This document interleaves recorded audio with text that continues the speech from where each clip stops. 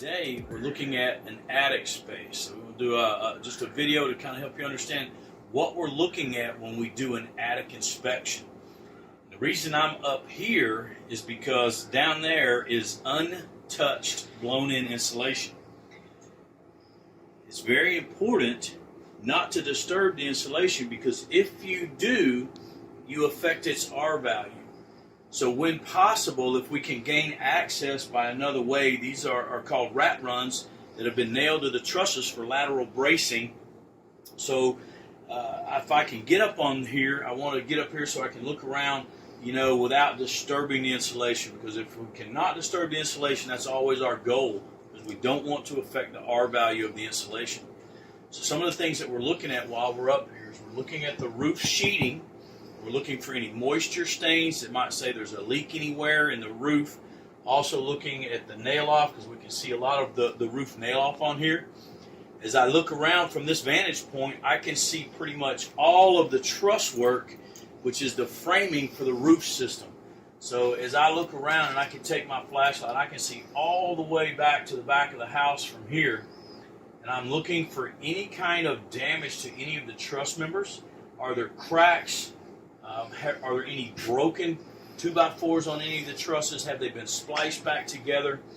All of these things are things that we're doing while we're in the attic on the attic inspection.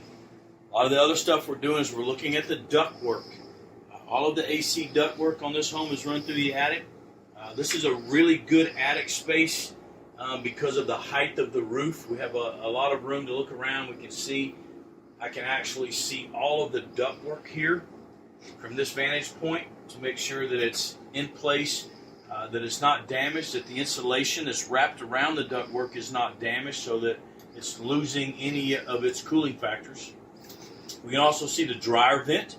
As the dryer vent comes up out of the laundry room and is heading out through the roof, all of the joints in the dryer vent have been sealed with mastic. That's a very good practice that the mechanical contractors are doing to make sure that those joints don't leak and that they don't come apart. You cannot, and we see it at times, you cannot vent your dryer into the attic. You're creating additional heat. You're getting lint in the attic.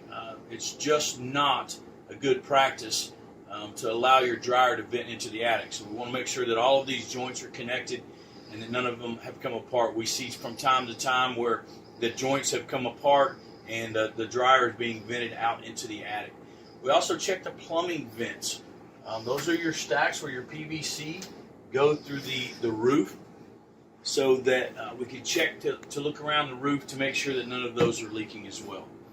So that's just part of what we do here on an attic inspection, and we look at every attic that we have access to make sure that you're not going to have any problems, especially structural or roof problems, checking for moisture damage and things like that.